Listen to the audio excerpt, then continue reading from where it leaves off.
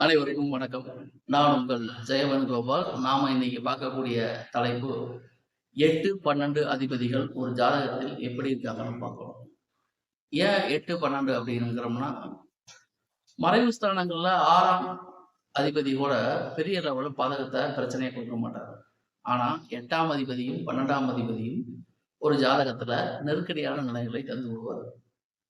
8ஆம் இடம்ங்கிறது எதிர்பாராத தனவரவை குறிக்கும்.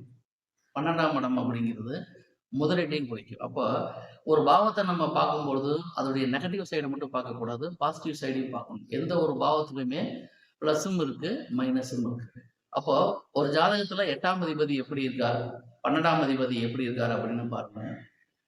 இப்போ 8ஆம் அதிபதியும் 12ஆம் அதிபதியும் 6, 8 இருந்தாங்கன்னா ஜாதகத்துக்கு முதலீட்டு மூலயமாக வரக்கூடிய மறைமுக வருமானங்கள் கிடைக்காது அப்படிங்கிறது நம்ம சொல்லிக்கிறோம். அதே சமயத்துல 8ஆம் பாவம் நன்றாக இருந்தால் அந்த ஜாதகருக்கு உயிர் சொத்துக்கள் அப்படிங்கிற கான்செப்ட் கிடைக்கும். பினாமி வருமானங்கள் ஜாதகருக்கு வருவதற்கு வாய்ப்புகள் உண்டு. அதாவது உடல் உழைப்பில்லாத ஏதாவது ஒரு வகையில ஒரு பல்க் மணி 8ஆம் பாவம் குறிக்கும். அப்போ ஒரு ஜாதகத்துல 8ஆம் அதிபதி லக்னத்தோடையோ லக்னாதிபதியோட தொடர்பு இருந்தா அந்த ஜாதகருக்கு எந்த வகையிலாவது மறைமுக வருமானங்கள், ஆதாயங்கள் இதெல்லாம் இருக்கு அப்படின்னு நம்ம சொல்லிடுறோம். இப்போ லக்னாதிபதியும் 8ஆம் அதிபதியும் 6, 8 இருந்தாங்கன்னா அந்த ஜாதகருக்கு அமானுஷ்ய விஷயங்கள் மூலமாக பிரச்சனைகள் வரும்.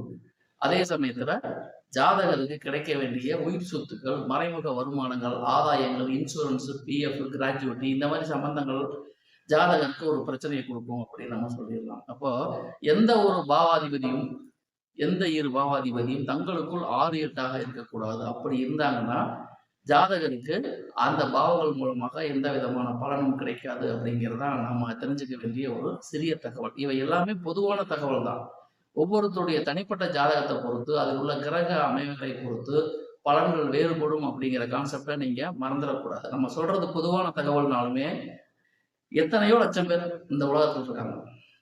எல்லாத்துக்கும் ஒரே மாதிரி பதிலாக நம்ம சொல்ல முடியாது. காரணம் என்னன்னா ஒவ்வொருத்தருடைய வயது வித்தியாசம், அவங்களுடைய ஜாதக அமைப்பு, கிரக அமைப்பு இதை பொறுத்து தான் அவர்களுக்கு அந்த காலகட்டத்தில் என்ன நடக்கும் நம்ம டிசைட் பண்ண முடியுமே தவிர பொதுவாக ஒரு தகவல் சொல்லி இந்த அமைப்பு இருந்தால் இப்படித்தான் அவங்களுக்கு இருக்குன்னு நம்ம சொல்ல முடியாது. காரணம் என்னன்னா ஒவ்வொருத்தருடைய ஜாதக அமைப்பும் வெவ்வேறையாக இருக்கும் என்பதை நீங்கள் புரிந்து கொள்ள வேண்டும். அப்ப ஒரு தனி மனிதனுக்கு மறைமுக வருமானங்கள், உயிர் சொத்துக்கள் கிடைக்குமான்னு கேட்டா லக்னாதிபதியும் 8ஆம் அதிபதியும் 6, 8ஆக இருக்கக்கூடாது. அதே சமயத்துல முதலீட்டு மூலமாக வருமானம் கிடைக்குமா அப்படின்னு கேட்டாலும் 8ஆம் அதிபதியும் 12ஆம் அதிபதியும் 6, 8ஆக இருக்கக்கூடாது அப்படிங்கிற விஷயத்தை புரிஞ்சுக்கிட்டாலே போதும். இவை முழுக்க முழுக்க பொதுவான தகவல்களை தனிப்பட்ட ஜாதகத்தை பொறுத்து பலன்கள் வேறுபடும் அப்படிங்கிற அடிப்படை உண்மைகளை நாம் மறந்துவிடக்கூடாது. பொதுவான தகவல் என்பது வேறு, தனிப்பட்ட ஜாதக பலன் என்பது வேறு. பொதுவான பலன்களை பொதுவாகவே கேட்கும்.